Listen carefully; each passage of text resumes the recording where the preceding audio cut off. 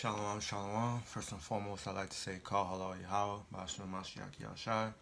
And this is to say all praises to the Most High God Yahweh, through his only begotten Son Yahweh Shai, who the world ignorantly calls Jesus Christ. It's the Soldier Guy Sean, coming at y'all with another edifying video, Lord willing, through the Spirit, right? So this video is going to be on what brothers and sisters should be praying in these last days, right? What brothers and sisters should be praying for, right? So I'm going to get right into it, right? I'm gonna go to Isaiah,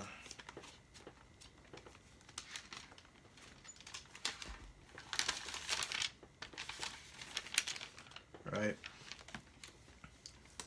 This is the book of Isaiah, chapter 33, verse 6, right? And it reads, "And wisdom and knowledge shall be the stability of thy times, and strength of salvation.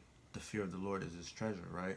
So in these times that we're in, wisdom and knowledge are going to be the stability of our times with what's going on, with attacks on Capitol, with so-called Blacks, Hispanics, and Native Americans being gunned down, with America on the brink of war with China and Russia and Iran even, right? Wisdom and knowledge are going to be the stability of our times. And how do we get that? By reading these laws, statutes, and commandments, right? By keeping them. That's how wisdom is given to us, right? So that's what we have to pray for, not asking for females, not asking for money, right? So matter of fact, let's get that. Let's get that, right?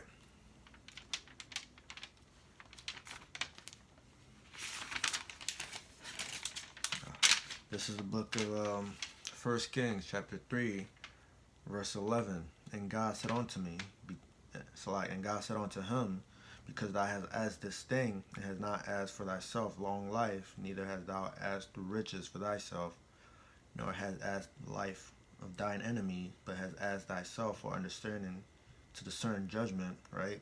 And this is in context with Solomon asking for wisdom, right? Asking the Most High for wisdom, right? Not asking for riches, not asking for the life of his enemies, not asking for his own sake. He asked for wisdom, right? To be able to govern Israel, to be able to rule, right? So that's what we should be asking for. We should be asking for wisdom to be able to govern, to be able to rule, right? Because we're going to be ruling. So-called Blacks, Hispanics, and Native Americans, we're going to be ruling in the next rulership that is to come. So that's what we should be asking for. We should be asking for wisdom to be able to judge things correctly, to be able to rule righteously, right? That's what we should be asking for. I'm going to read on, verse 12. "Behold, I have done according to thy words. Lo, I have given thee a wise and understanding heart, so that there was none like thee before, neither shall any rise like unto thee," right? So that's what we should be asking for. We should be asking for wisdom to be able to judge correctly. And that's what the Most High is going to give us if we ask righteously, if we ask in accordance to the law, statutes, and commandments, right? So let's get that. Why you so-called Blacks, Hispanics, and Native Americans aren't getting anything, right? Because you're asking the life of your brother. You're asking for the life of your brother that you should be loving. You're asking the life of your sister who you should be loving. You're asking wickedly, right? So let's get that. This is the book of James. I'm going to start at verse 2, right? Chapter 4, verse 2. "Ye lust and have not," right? You so-called Blacks, Hispanics, and Native Americans, that's all you do. You so-called Blacks, Hispanics, and Native Americans, that's all you do. You lust and you have not, right? And it says, "Ye kill and desire to have." You kill people because he has something that you want. You kill your own brother because he has something that you want, and cannot obtain it. Ye fight and war, yet ye have not, because you ask not. So all those things that you're asking, right? You ask not. You're not asking it righteously. You're not asking to do righteously with it. You're not asking to build yourself up in the Lord. Or you're not asking to build your brother up in the Lord. So that's not going to be received unto you, right? So verse 3 expounds on that, right? "Ye ask and receive not, because you ask amiss, that ye may consume it upon your lust." So that's all you people are thinking of. You're thinking of your lust. You're thinking of what can benefit me. What do I want in life? Oh, momentary gain. That's all you people are thinking of. But we have to ask. We have to pray for wisdom to praise the Most High. We have to pray for wisdom to exalt the Most High. Straight Scripture says to never cease from prayer, right? And that all we do, we should do more to exalt the Most High. So we need wisdom to be able to do that, right? But you people are praying for yourselves, that ye may consume it upon your lust. And that's why you receive not, because you ask to consume on your lust, right?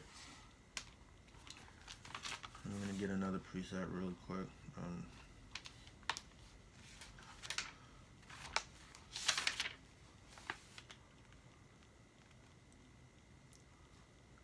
right? So this is the book of Wisdom of Solomon, chapter 8, verse 21.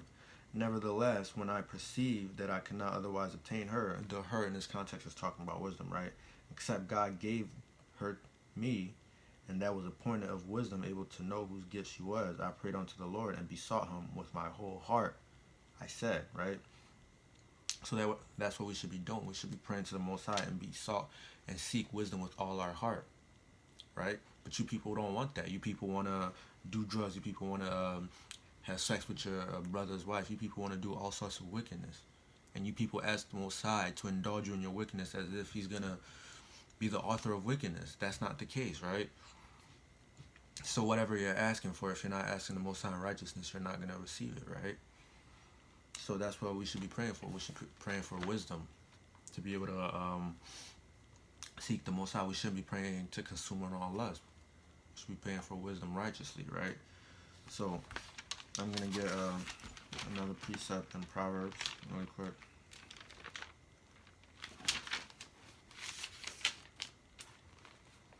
This is the book of Proverbs, right? Chapter 23. Chapter 23, verse 4, right? It says, labor not to be rich, cease from thy own wisdom, right? So we should be seeking the wisdom of the Most High, which is the law, statutes, and commandments.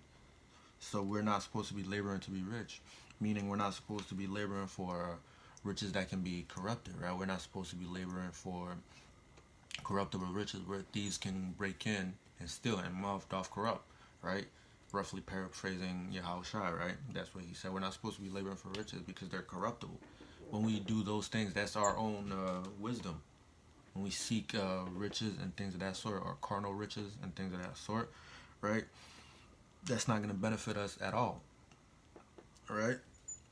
So we have to cease from our own wisdom. So we have to seek the wisdom that is in this script, in these scriptures, right? The law, statutes, commandments. That's our true wisdom, right? Pertaining to Deuteronomy 4 and 5.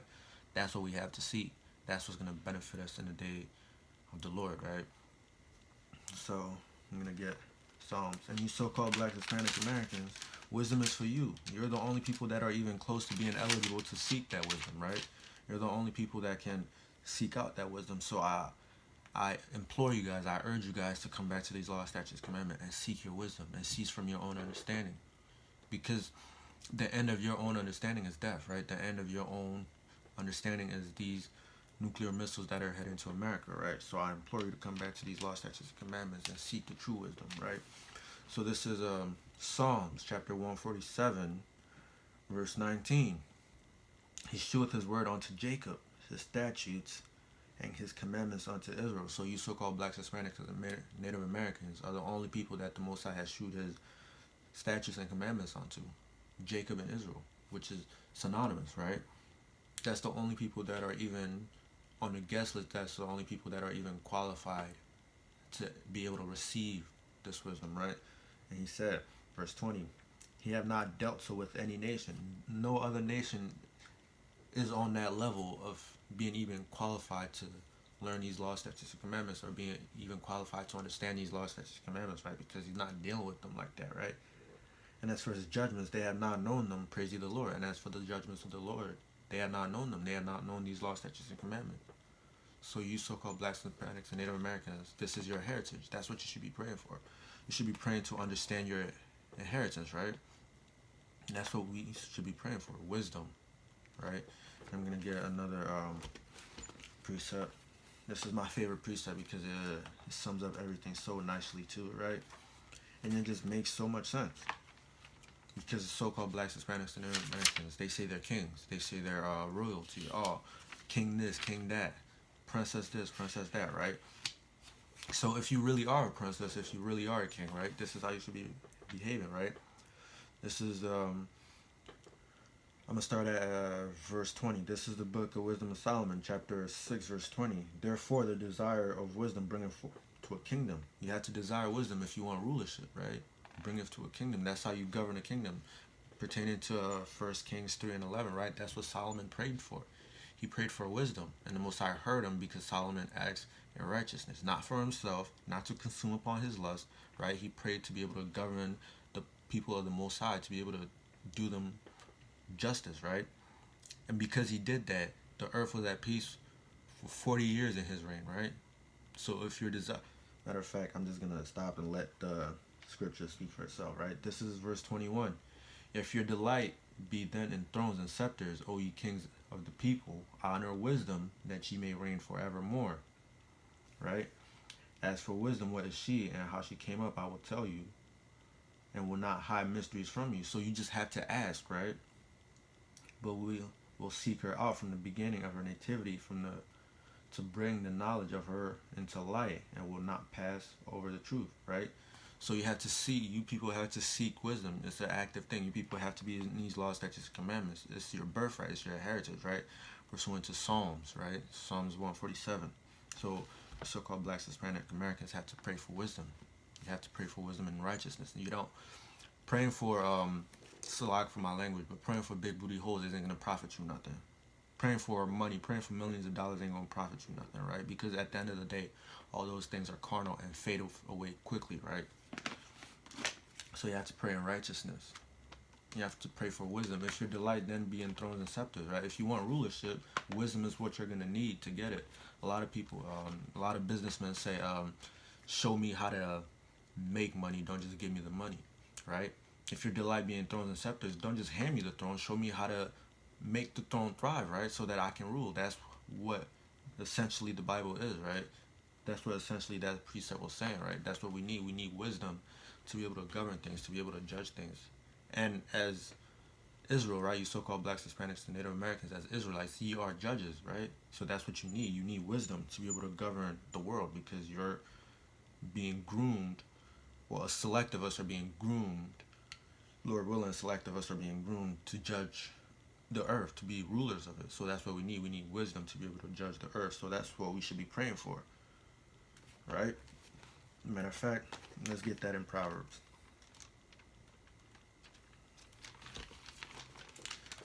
Let's get that in Proverbs 4 and 7, right? This is the book of Proverbs, chapter 4 and 7, and it reads, wisdom is the principal thing. So wisdom is the foremost thing that you should be thinking of, right? Therefore, get wisdom, and with all thy getting, get understanding. So that's what we need to be able to rule, to be able to... Wisdom is the principal thing. Above all things, right? Wisdom is the principal thing. So that's what we should be seeking. And it says, therefore, get wisdom. Choose wisdom, right? And with all thy getting, get understanding. So with all your being, with all that you can do, get wisdom and understanding, because those are the principal things that a man needs to govern their life, right?